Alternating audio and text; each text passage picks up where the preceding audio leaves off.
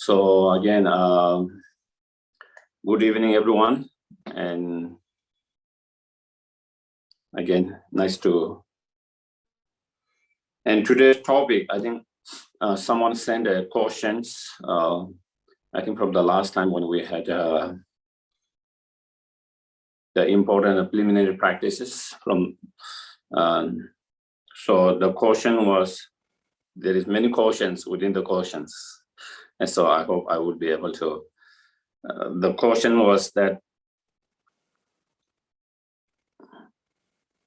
teaching on vows as a foundations of preliminary practice, the power of living on vows, the difference between formal and informal vows, the technical aspect of exactly how they work to accumulate merit, positive karma, how we integrate vows with purification, the difference between the vows and the refuge. So those are one of the members' questions. So there is a quite a bit of that.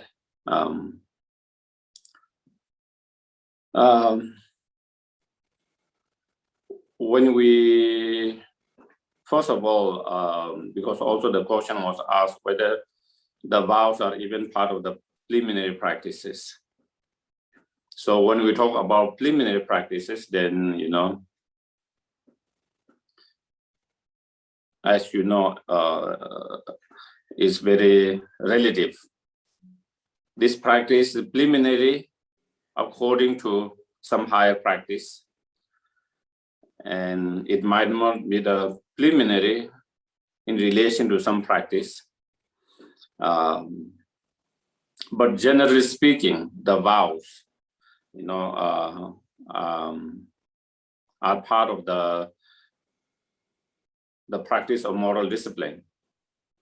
To the vows is to help us to improve our moral discipline. And the moral discipline, the practice of moral discipline is very foundations. So you can say foundation preliminary, foundation for all the practices in all the traditions, you know, whether you are trying to practice for your individual liberation or whether you are trying to practice for fully enlightenment for the benefit of all sentient beings. And whether you are practicing, you know, Sutra or Vajrayana, or whether you are practicing Mahayana or Theravada traditions, but moral discipline or ethical discipline is very foundations of all this practice. Without the good foundation of moral discipline, then according to the sutras, then, you know, there's no enlightenment, there's no fully enlightenment, and it will be very hard to have any spiritual realizations. And even in terms of context of the first teaching the Buddha gave on Four Noble Truth, which is the very foundation of all other teachings. The basis of all other teachings are based on that first teachings on the Four Noble Truth. And also, you know, that in that, then the emphasis is very much on moral discipline. In the Mahayana teaching, you find the Four Noble, within the Four Noble Truth, when they explain about the path to the enlightenment, then, you know, in the Sutra on Four Noble Truth, then it go more detail in, you know, eightfold path. And but in Mahayana teachings, they kind of summarize those eightfold path into three practice, what they call three higher training.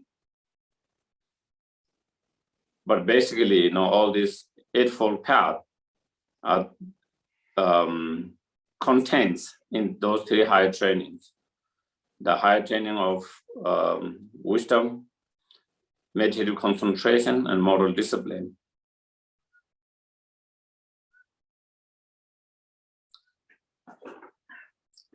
And so in order to overcome all the defilements and the negative karma, which are the source of our problem and sufferings, and which are the conditions that keep us in samsara,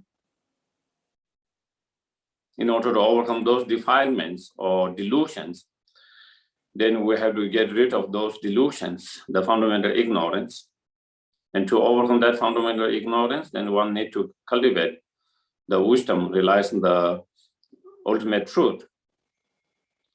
And to be able to have that special insight, the wisdom, the penetrating wisdom of special insight, then one needs to have the meditative concentration or shamatha. And in order to have that practice of shamatha, then we need to have a good foundations of moral discipline. That is when Buddha explained, then that in terms of sequences. First he teaches on moral discipline, and then meditative concentrations, and then wisdom. That is how the progressive path. And even in when you think of six perfection, the practice of six perfections,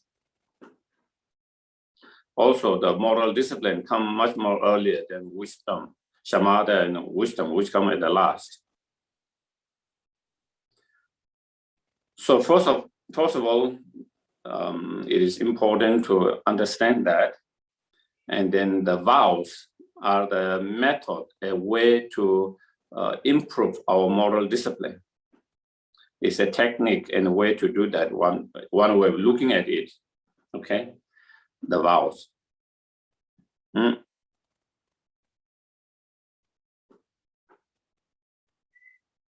From another point of view, all the Buddha's teachings and the practice are the way to minimize, reduce, and overcome all the negative emotions, those defilements. And when we try to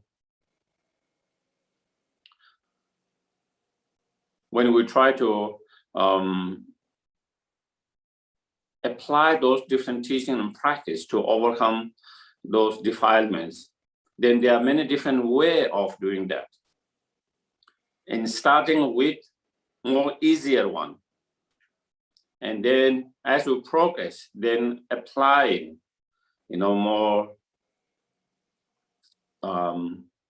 advanced practices. So in terms of the delusions, there is the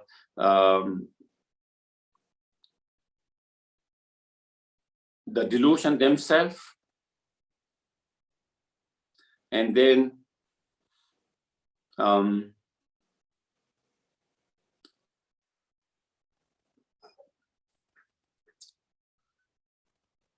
unenlightened or maybe non-virtuous behavior and actions that come through our mental state and speech and physical behavior due to those delusions. And when we try to do that, first we try to apply through the moral discipline to stop any kind of harmful, hurtful,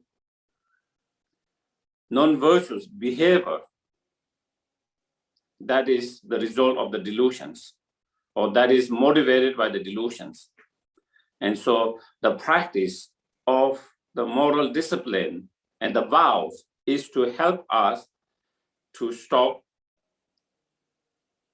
engaging in such a harmful thought, speech, and physical actions that brings harm and hurt to others and oneself. So that is how the vows and the moral discipline we apply. So when we do that, first we try to deal with the delusions by dealing with the effect of the delusions.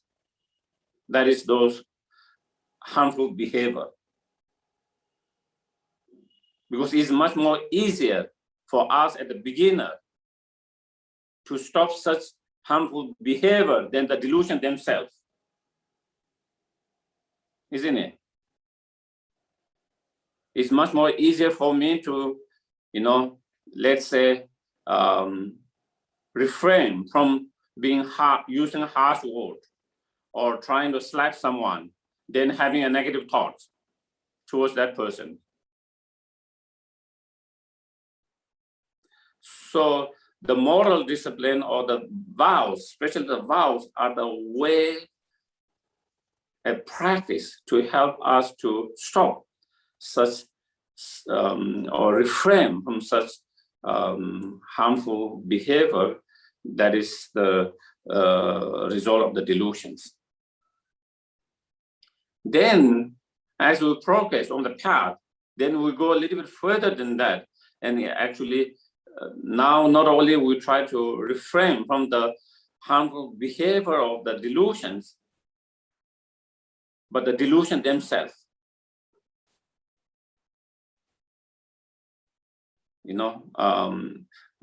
Confronting the delusion themselves.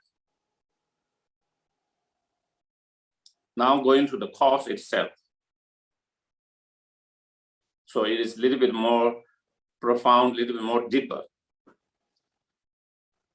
And when we confront the delusion themselves, at the very beginning, the way is much more easier to stop the delusion from arising instead of overcome the delusion completely. Even though we haven't really fully eliminated the delusion from the very deep of that, but still we can stop the delusion from arising. And from arising to overwhelming. So that is what meditative concentration does. The second practice, moral discipline, and then next is meditative concentration. When you are in a deep meditative concentrations, whether you are focusing on the breath, whether you are focusing on the image, whether you are focusing on your mind, whatever, when you are totally focused on that object, all the thoughts, all the conceptions dissolve. No thoughts, no conception arises in that moment when you are in deep that meditative concentrations. So then the delusion doesn't arise in that moment. Because the delusions, those afflictive emotions, are concept, thoughts.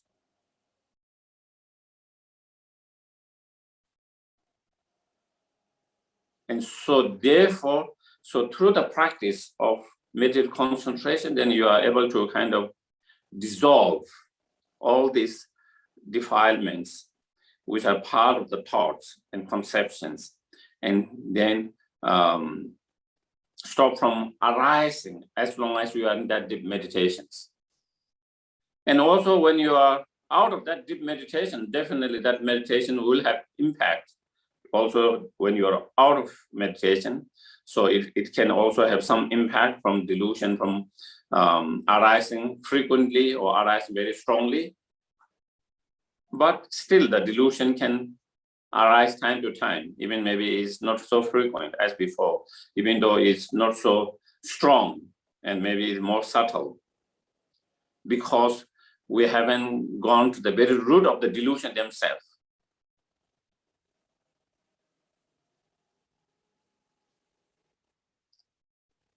So now we have made more further progress than the first stage of the path.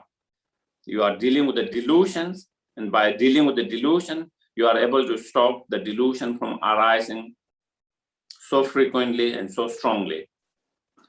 And from arising, especially when you are in that kind of deep meditations, meditative concentrations. But still, the imprint of the delusion is still there, and subtle delusion are still there. You are not free. And therefore, then you need to apply the wisdom to go to the very root of those delusions, the very fundamental one. And by applying the wisdom, then, and when you go to the very root of all this defilement, all delusion, then definitely, then you will be able to free from the very root of the delusions. And by overcoming the very root of delusion, then you overcome the delusions, and then it doesn't arise. Once you are able to do that, then whether you are in deep meditation or not deep meditations, the delusion doesn't arise because you have cut the very root of all these delusions. So then you are not only just kind of, stopping from the delusion to arise, but you have cut very root of it.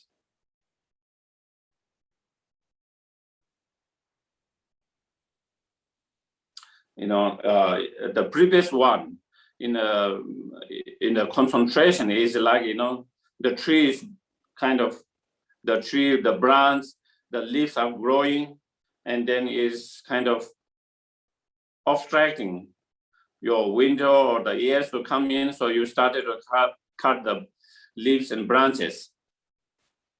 But as long as the tree is alive, it will continue to grow. You cut it and again you grow it. But when you cut the very root of it, then it doesn't grow anymore, it doesn't bother anymore. So that is a general how this practice fit within the whole practice, the moral discipline, the vows, because the vows is part of moral discipline.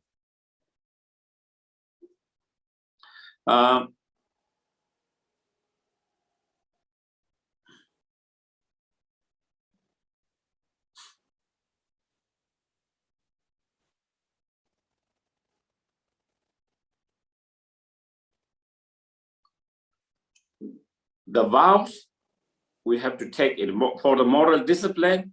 One can engage into, without taking a vow, one can still practice moral discipline, such as refrain from 10 non-virtuous actions and engage in 10 virtuous actions. Okay, for example,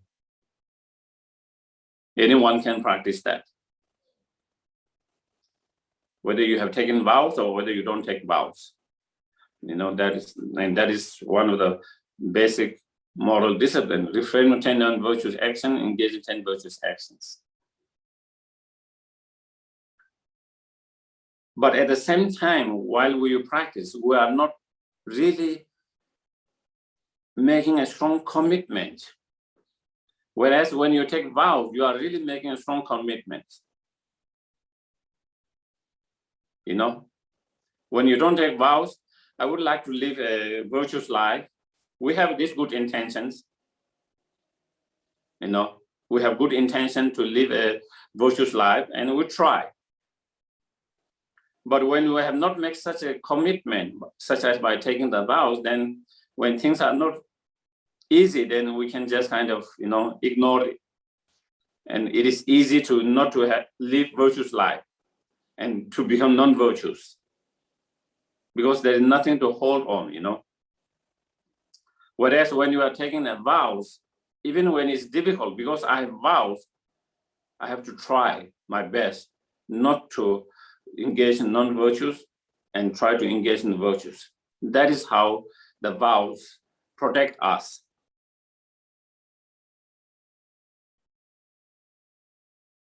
And from the moment we take the vows, from that moment,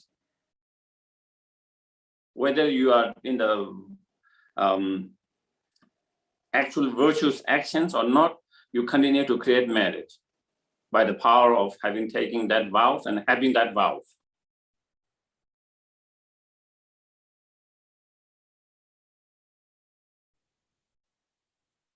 If you are not taking the vows, when you engage in virtues, you create merit. When you don't engage in the virtues, you don't create merit. Do you get it?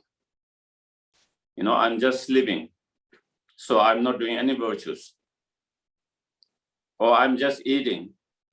necessarily is kind of more neutral. I'm not doing, in generally, not a virtues. But if I have the vows, even while I'm eating, even when I'm eating, I'm continuously creating merit by the power of that virtues, that vows. That is what it makes difference. It's like, you know, when you take a vows, it is like that you have invested your money into something that is continue to grow, even when you are not doing anything. You put in the share market. I'm not saying you have to do that, you know. But let's say someone put their money in a share, then they don't have to do anything. As long as that share goes up, he or she started to make money, even when she or he is not working, not doing anything. Similarly, like that. Once we are taking the vows, then we have invested in that way. So then by the power of having that vows, then we continue to create merit as long as we have the vows. So that is the power of living in the vows, in terms of creating merit all the time, virtues all the time. Secondly, the power of the vows, as I mentioned before, you know, because we have made such a commitment, and when we take a vow, we take from our teachers. And such, because we are taking such a commitment from our teacher whom we respect and have a high regard, then, you know, we don't mess up it, you know, we are more conscious, more mindful, more thoughtful, and we'll try to hold it. And thereby, as I mentioned before, that the vows help us to protect from engaging more non-virtuous and harmful actions and behavior. It helps us to guide in a more virtuous life.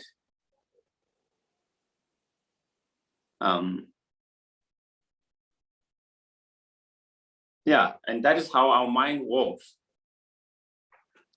Also, like in ordinary world, you know,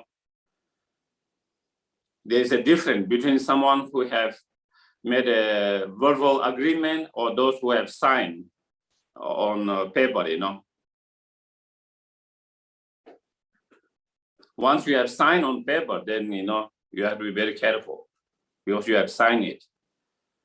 So that gives you more kind of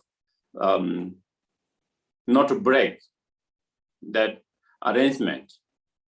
Similarly, when we take vows, that is similarly how it helps our mind in that way.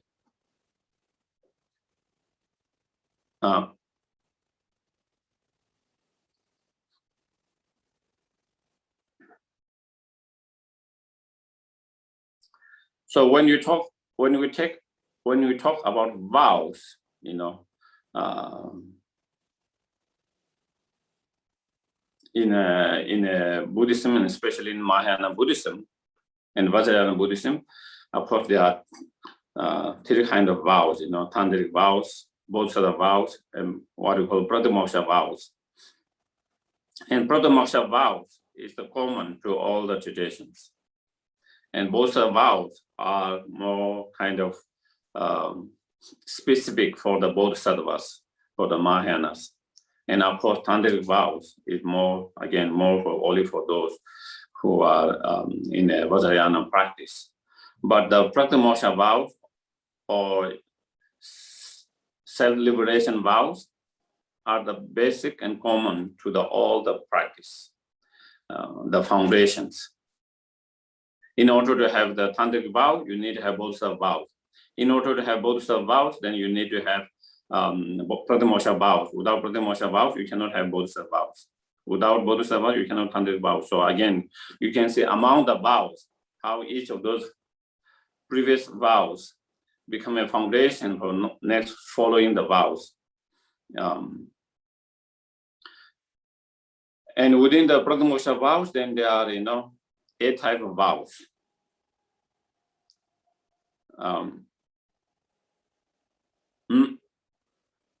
3 of them for the lay person practitioner and 5 of them for ordained practitioners. And so I won't go into those in the vows for the and within the vow for the lay persons, there is a vows for lifetime, and there is vows for 24 hours. The 5 vows, normally we call 5 lay vows, or which, the 5 lay vows that we take for lifetime, according to our Tibetan traditions, okay? The tradition that we follow, and then there are 8 vows, same vows like the we take during the 8 minor precepts, same vows, but the way we take is slightly different, and that one can take, for 24 hours, and you can take that for each day, 24 hours. But basically those are the vows, and different teachers have different way of doing in terms of the 5 vows. Some teachers, you take all of them or don't take it, and some teachers, you can take all 5. You are ready. If you are not ready, you can take 4, 3, 2, whatever you feel you can keep it, and then when you feel you can take extra more, and then next time you can take it. So that is the lay vows, which are maybe, I don't know, I don't think we need to go that way details, each of them. Not taking life, not stealing, not engaging sexual misconduct, not lying, and not using intoxicant like drugs and alcohol, and in terms of taking the life, the main vow is not to take the life of human beings. That's the main one. In terms of lying here, what we call big lie, and that is lying about your spiritual realizations. Even when you don't have a spiritual realization, you lie that you have those spiritual realizations. So the lie here, mainly the big lie, in terms of taking life, it is the main taking the human's life. So those are the vows. And within the caution, there was one caution about the refuge and the vows. Someone can go to refuge and take refuge, but they can, when you take refuge, then there is a commitments, refuge commitment and advices. But that is not what we don't call that as a vow itself. And so there is, someone can have refuge, go for refuge, but it's possible they don't take any vows. And then, of course, you can take refuge, and then you can take lay vows. So there is a slightly difference between the refuge and lay vows. And the way it is given, sometimes, first they give the refuge and then they give the lay vows. And sometimes they can give the refuge and the lay vows together. So the way it is, so it depends on the teacher when they give, how they give it. So in terms of that. So I think that is the little bit about the cautions.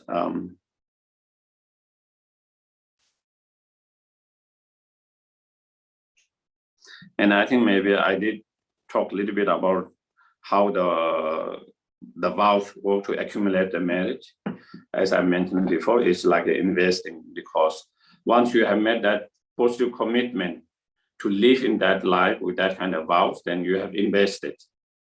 So then that vows is still inside all the time, unless you have totally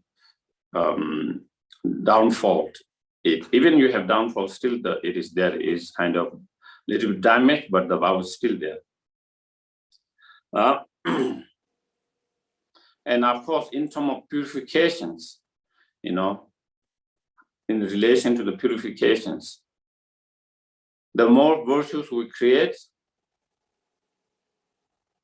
the more merit we create, and more powerful our virtues become, our merit become, then it overwhelms the negative, the negative negative karma, you know. So then negative karma become less and less powerful because the positive karma and the virtue become more and more powerful. Through the power of the virtues and the merit, then, you know, it doesn't give any chance for the negative karma to arise and to produce. And in that way, you can say that is how it, one way of seeing purification is to not to allow the negative karma to produce its result. And so thereby, that is how it does, you know, because through the power of the vows, then definitely we are talking about purifying the previous negative karma, okay? And when you talk about purifying, there are many different levels how we purify the negative karma, you know. Of course, if our purification is very strong, very powerful, we completely cleanse it, completely. And if our purification not so strong, then, you know, it lessens the power of the negative karma. We still experience, but much more less powerful, lessen it, you know. And then one way is to kind of postpone those negative karma from arising. I mean, giving effect, a result of those negative karma, ripening the negative karma's result is pushing it away, you know, pushing it away by the power of practice. And as we are push, and then in the middle, if we practice strongly, then we can later completely get rid of it. And so through the power of the vows, we create so much merit and virtues, and because it becomes so strong, so then it pushes away those negative karmas. And in that way, you can say purify in that way. That is how it purifications, you know. And so Buddhas also explain, and also, you know, many of the teachers emphasize, you know, if we can die with a vow, having taken the vows and with the pure, then, you know, your life has been meaningful, and then, you know, you will have a better rebirth in the next time. And so, you know,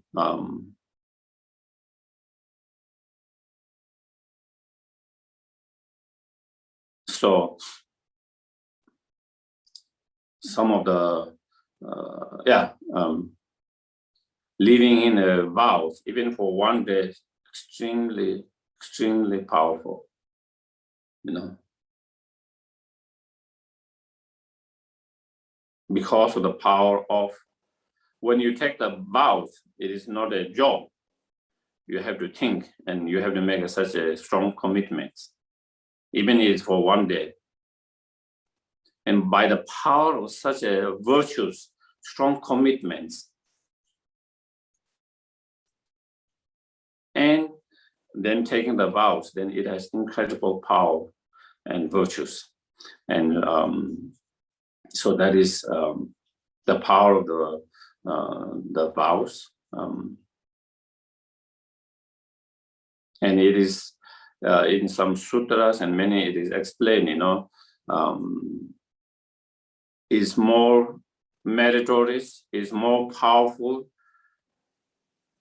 to live in a life with one virtues and one vow now than having lived in all the vows during the, you know,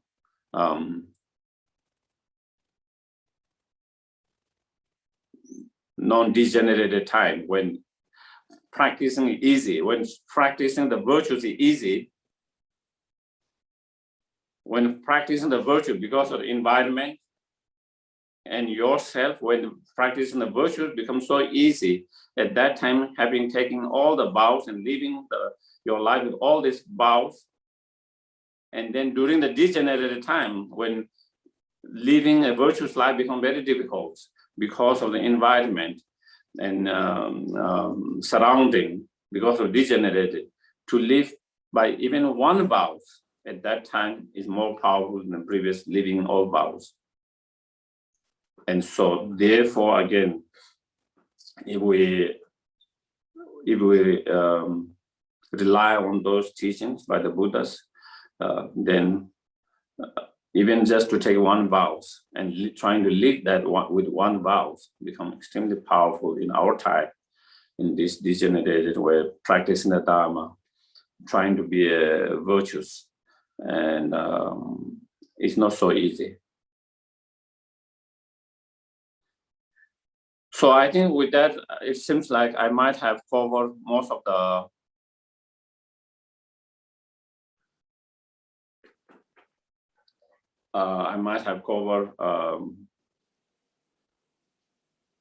most of the questions that was there. So if there was, I can see the member here today. So if I haven't covered all of them, again, you can always send by chat. And if any other one has any questions, please. So I see there is one question. What are the practitioner vows?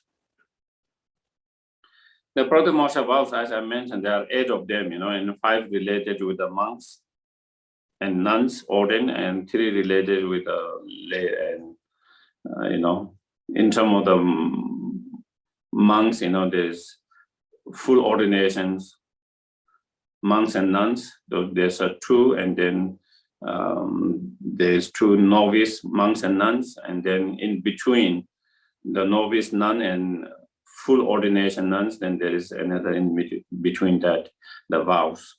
So those are the 5 for the ordain, and then 3 for the lay. There is the 5 vows, lay vows for male and female, women and men, and then there is the 8 vows, which is not for lifetime but for 24 hours. That can be taken by both, again, men and women. So those are the, so those are the practitioner vows. So any questions, any comment, please? Yes, John, yes. Unmute. Geshe-la, I believe I took the Bodhisattva vows with His Holiness a while back when he was on a Zoom class. But the vows that I took, I must say, I'm not sure whether I really took them, or I'm, and there, it seems like there's just not one vow, it's like about 58. So I'm just a little confused about, well, I was going to say what I got myself into. I don't mean that, but I'm just not, it's not solid. I just, sorry. Did that make sense? You are confused and I'm confused. Okay. All right. So basically, I thought the Bodhisattva vow is just basically one vow, but apparently this is pretty poor, Okay. Yes. I think not only you, I think a lot of people has probably felt same way. I think many people have, when His Holiness was giving teaching, at the end of teachings, he gave both sets of vows, couple of, I think quite many times. And I think many people might have taken it, but they were not clarity. They have taken it without much clarity. And so I think definitely both sets of vows, they are, when you take both sets of vows, then there are 18 root vows and 46 secondary vows. Okay, so that is part of the both sets of vows. So, but you don't have to be scared with that. Okay. I think you can find from the FMT about those vows, and you can study and learn those vows, and then try to keep them, especially the root vows, as much as possible. If we are able to keep the root vows, then a lot of those secondary vows, we will be able to keep them because they are kind of spread from the root, many of root vows, you know, many of them are kind of being kind of spread from the root vows. So, so definitely you can get that, and you can try to understand what of those, the 18 root vows, and then the 46 secondary vows, and trying to practice. And when you find yourself breaking, then of course we try to do the purifications, of course, and then you can retake the both vows to kind of renew it, either from teachers, and when you can't find teachers, then you can renew yourself. And again, there is a you can find within the FMD book that how to do that. So you can take from the holy objects, from the your, you know, such as your statues or tangas or whatever, from holy objects. You visualize being the man, the Buddha himself, and both Sadhavas or His Holiness there, and then taking the vows and renewing it. So then you can renew that. Both sets of vows is a little bit more easy to renew, because if you can find teacher, then that is great. Even if you can't find teacher, you can renew by yourself from the holy objects. Whereas the practitioner vows and tantric vow, you cannot do it like that way.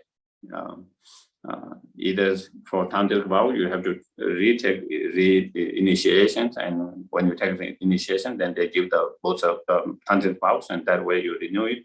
Or unless you have finished retreat and sudden retreat, and then have done the including the fire puja and that, then you can do self initiations, and then as a self initiation you can renew it.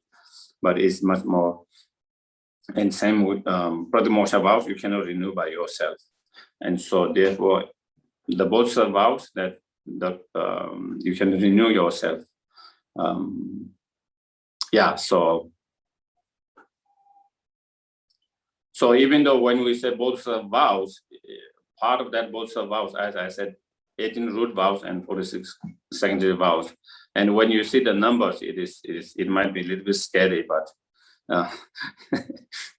but basically, you know, if we can watch our mind, and if we can reduce our selfish attitude, self-centeredness, a lot of those vows will stop that. I mean, we'll be able to keep the most of the root vows. And so it is a method. Those vows are a method to be less selfish, and more because of that, then the both vows are to help to overcome the selfish attitude, and to increase more compassion, more bodhicittas, through stopping any kind of behavior, any kind of thoughts that can increase the selfish attitude, or that could reinforce the selfish attitude, and so forth. So we should understand the vows as a method way for our practice in that way. Yeah. Any other questions, comments, please? Oh, there might be something.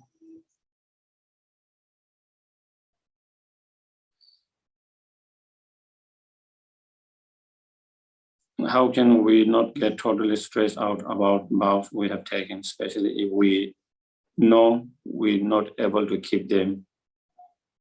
We don't have the mental strength and even some of the vows. Whether you stress out or not, we have to deal with that, because it doesn't mean that, we make a lot of commitment in our life, not about the Dharma in general.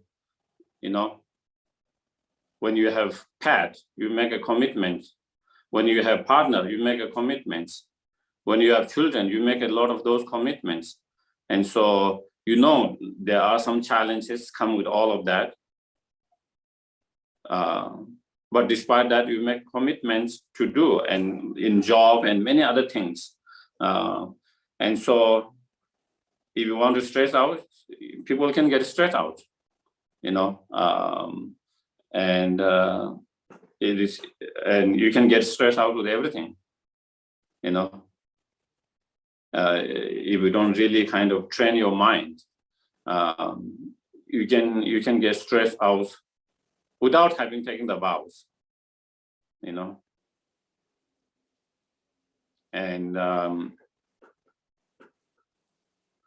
the main thing is we have to understand that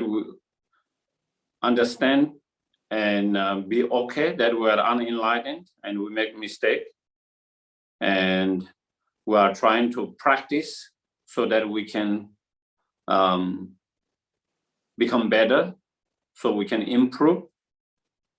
And those practice, the vows, are a method to help us to improve, to become a better.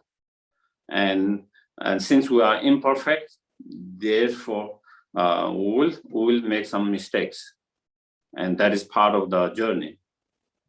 If you are bodhisattva, if you are fully bodhisattva, if you are fully enlightenment, there's no need to take vows, because you are not going to engage in any of those actions, any of this thought.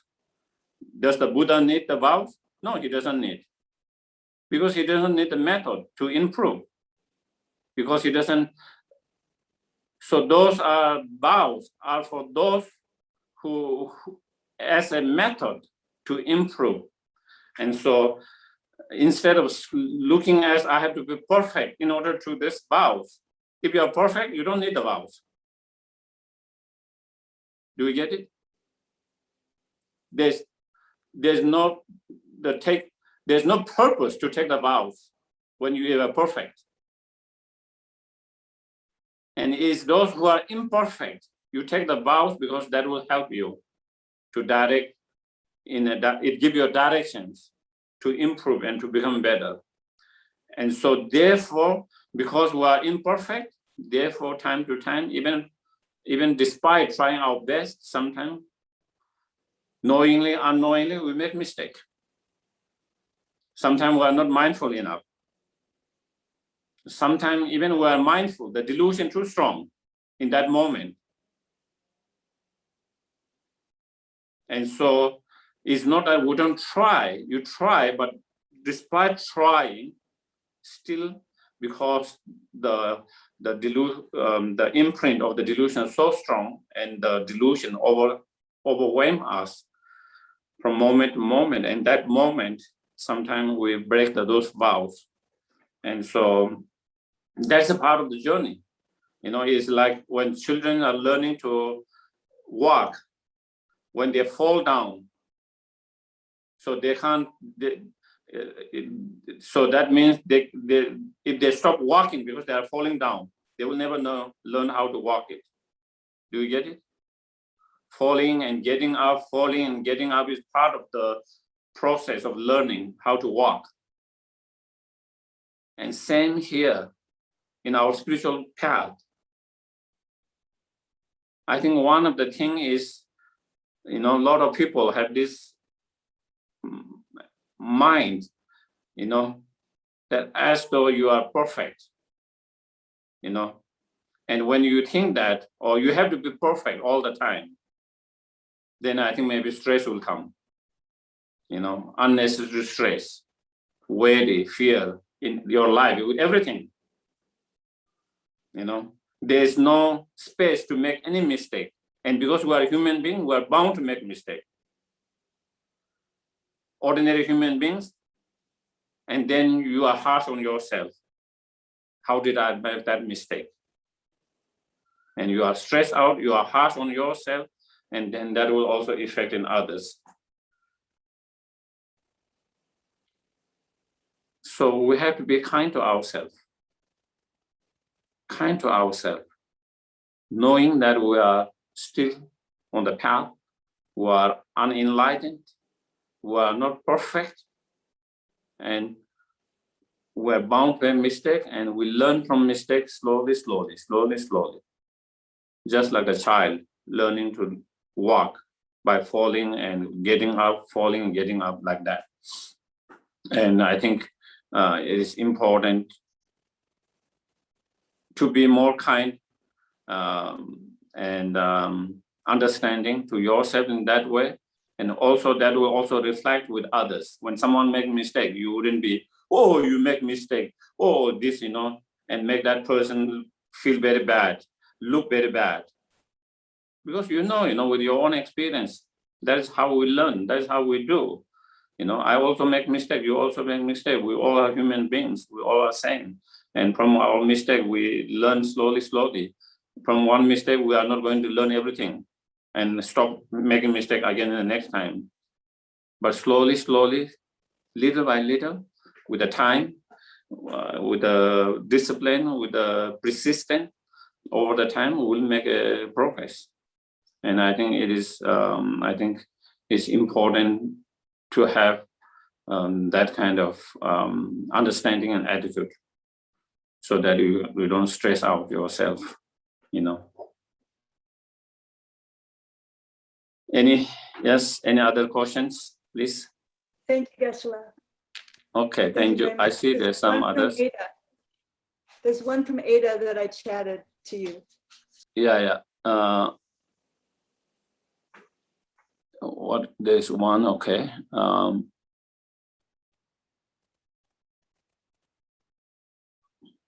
Should we take vows if we know we will probably break them, or is it better to wait until you are going to be able to keep them always?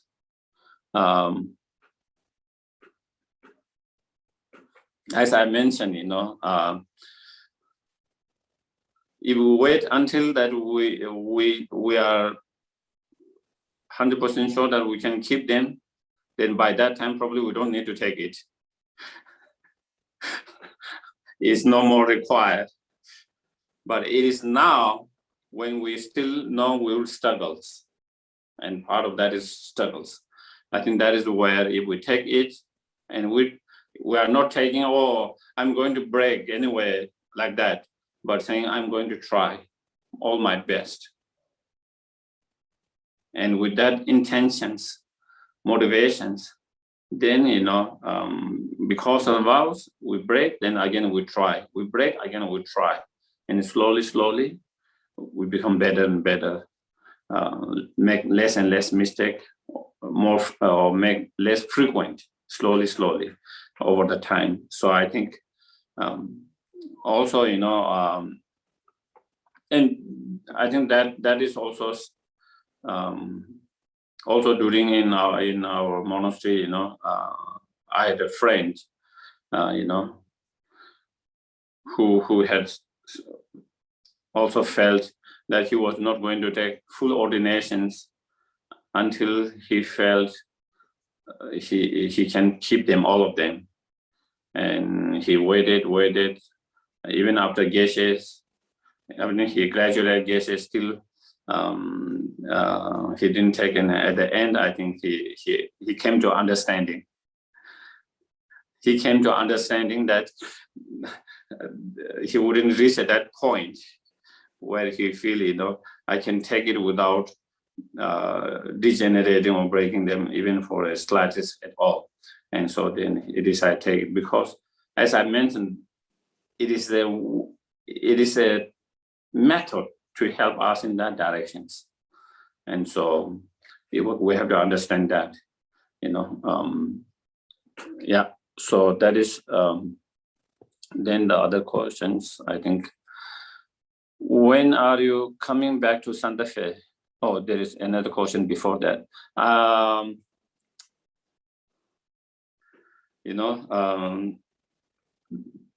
was supposed to come in June 12th. I had my return ticket, but because there is a lockdown here in Nepal due to the COVID cases, so they canceled that. Then we got a new ticket. As it started to open a little bit, it is still not many flights, very limited flight, but still there are some flights. So we booked for 10 July. And again, some time ago, we got an email from the airline saying there's a change in policy in Dubai, because I was going to fly through the Dubai. And again, so they are canceling the flights. So we had to cancel that. And now we have booked for the 31st of July and see what happens, hopefully this is the third time. Hopefully third time become a auspicious one, maybe. So that is the case. Then when you have received a downfall, do you have to confess those to your teacher as well for lay vows? Yes, you have to confess, and then you have to do 100,000 prostrations, and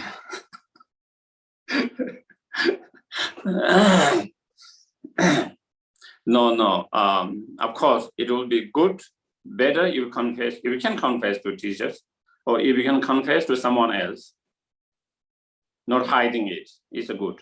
Not hiding, and kind of.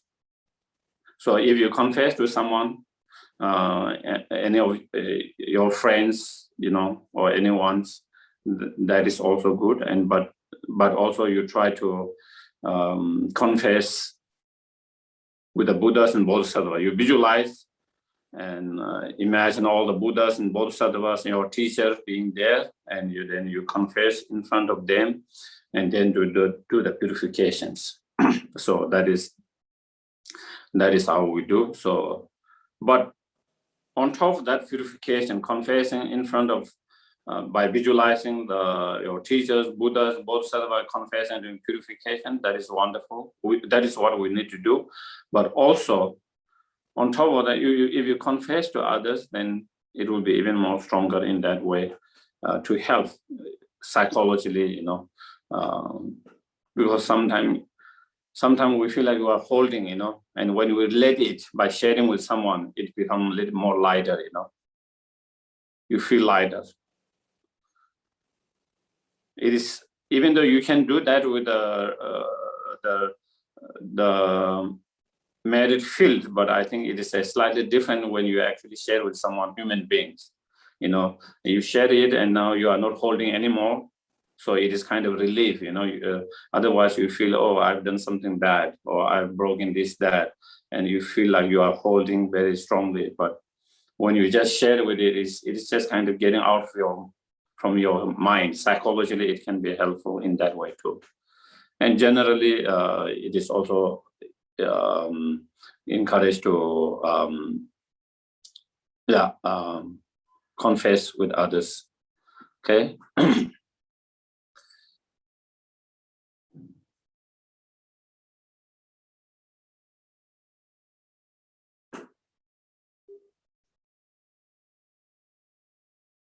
Yeah, I think that is all. I think the questions. Okay. So thank you very much. Thank you very much for joining and your time. And Good evening.